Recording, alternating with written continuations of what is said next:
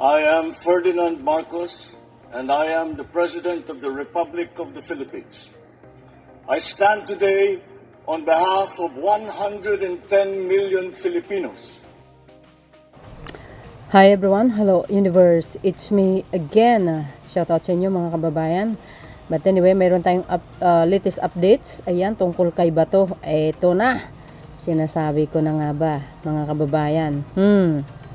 So, sabi nga ng palasyo, hindi po palalagpasan ni Pangulong Marcos Jr. ang nangyari sa Senado. Kailangan imbestigahin sino po ang culprit, sino po ang nasa likuran ng kaguluhan. So, abangan po natin yan. But, syempre, mga kababayan, tungkol dito kay Senator Bato na kung saan ang umpisa ng kaguluhan dyan sa Senado, Palaces, warrant of arrest versus Bato, valid. Nako po, patay tayo dito guys. Totoo naman yon, valid ang warrant of arrest galing sa ICC. Klaro po yan, hindi peke. No. So dahil wala namang TRO galing sa SC, so ito na ang nangyayari mga kababayan. Nako, puspusan na ito. Magtago ka.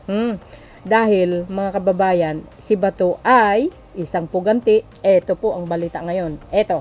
Ayan guys, so 1 hour ago, May 22, 2026, breaking DOJ Secretary Frederick Beda says PNP and NBI now tasked to effect the arrest of Senator Ronald De La Rosa. Agay, patay tayo nito guys. Nako po. Ano?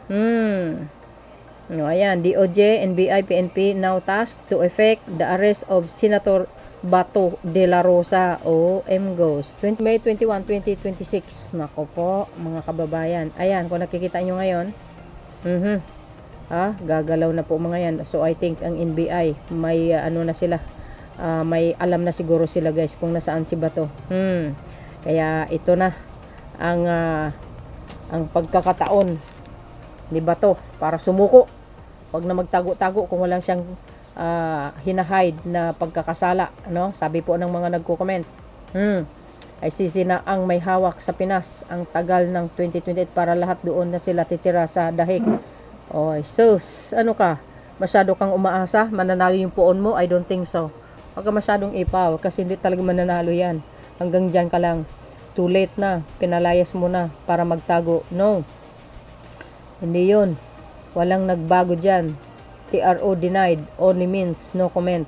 Or hugas kamay later on pag nanalo na ang kampo ni Senator Bato sa 2028. Wala na si Bangag. Risbakan kayo. Wala. Hindi mangyayari yan. Subukan nyo lang gagawin yan. Taong bayan ang makakalaban nyo. Pati na din si Banoy, pinatakas pa Yes, tatago nyo yan bro ng PMA. Let's see, anong mangyayari. Unahin nyo, malitang pera. Ayan. Pilipinas mahal lang. Lahat ang bilihin, hindi. Iset aside mo yan. Mayroong gumagalaw dyan at may naka-assign dyan para ayusin yan. We are talking about Bato, not the prices of all all foods. And ibig sabihin, hindi pinag-usapan dito yung mga pagkain, kung anong presyo ang pag-usapan dito tungkol kay Bato. Bakit wala CDILG? Nandyan CDILG, alam niya na, matik na yan. Lord, sa flood control ay may naka-assign dyan, hindi mo problemahin yan dahil may nag-iimbestiga dyan, bilisan, baka makatakas.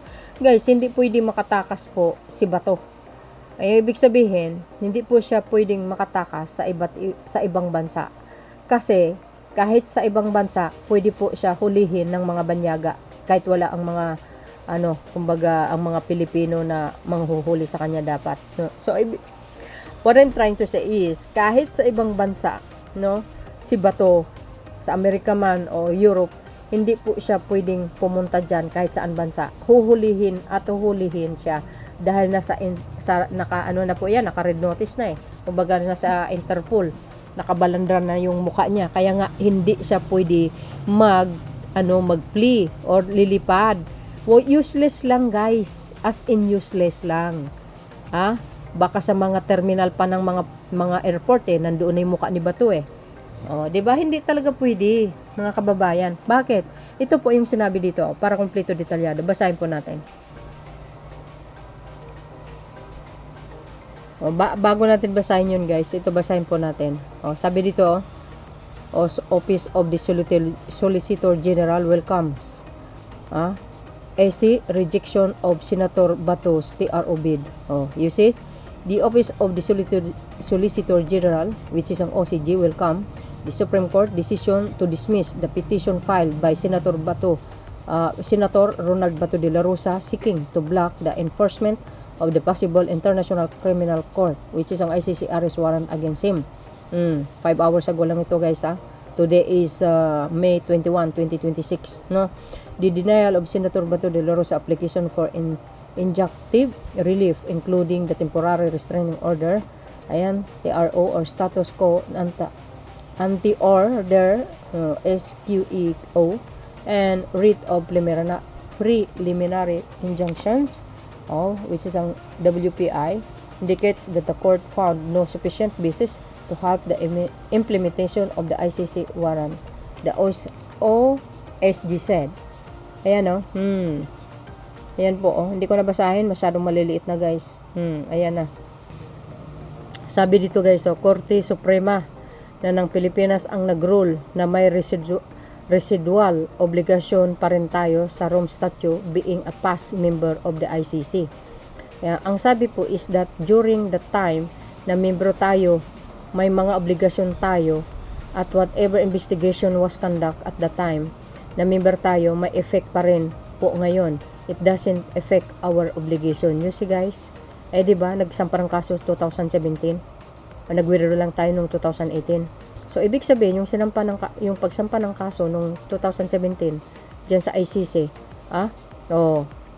mayroon pa rin yun, jurisdiction ang ICC na yung pag-iimbestiga nila pala mula nung time na yun, ongoing. Hanggang sa kasalukuyan, sa nataon sa Marcos admin, nagkaroon ng na implement yung warrant of arrest laban sa dating Pangulong Marcos, dating Pangulong Rodrigo Duterte, at ganun din si Bato de la Rosa. Kahit wala na tayo sa sa ICC, na tayo doon, nagkalas na tayo sa pagkamembro, pero pasok pa rin po guys. Kasi sinampa ang kaso noong 2017. So, pasok pa rin sa jurisdiction ng ICC yun. Kaya nag-conduct sila ng investigation from that day hanggang sa kasalukuyan. Di ba? Pasok pa rin. Ayan, di ba? Sabi, it's not a foreign court, it's not a foreign warrant, it's an international court and international warrant. Yan ang po ang sabi ng Attorney Paulo Martinez sa balitang tanghali ng GMA. Ito pa. Ito yung sinabi ko guys. Yan ang sinabi ko. You see? Anong sinabi dyan? Bagya lang Sabi po ng Delete Tribune yan. You see? The International Criminal Court can tap the 125 state parties to the Rome Statute to enforce the warrant against Senator Bato de la Rosa. In case he flee to the Philippines to evade arrest, an ICC accredited lawyer asserted Monday. Sabi dito. Ayun, sabi pa dito guys. Lawyer says ICC can tap 125 nation to arrest Bato if he flees. Yan ang sinasabi natin guys. Wala po siyang kawala. Kahit sabi mo tatakas yan, lilipad sa iba't ibang bansa, hindi nga pwede. Kasi nakaabang ang mga Interpol na mag-aresto sa kanya, baka sa airport pa lang arestuhin niya kahit saan bansa yan. Kaya nga useless din kung tatakas si Bato, pupunta sa iba't ibang bansa. Naku po, walang mangyari, huhulihin ng mga foreigner talaga yan. Ayan malinaw siguro guys ang nakalagay dyan, di ba? Ayan hindi ko na binasa ng mahabaan. Kaya yan. So yun mga kababayan, anong kapalagayan nyo? Kayo na pong balang muska. Abangan po natin ang resulta. Bye and babush. God bless Philippines. Follow me and likes. Hit the bell para lalo kayong maging updates sa aking mga new upload videos. Bye guys. There's more.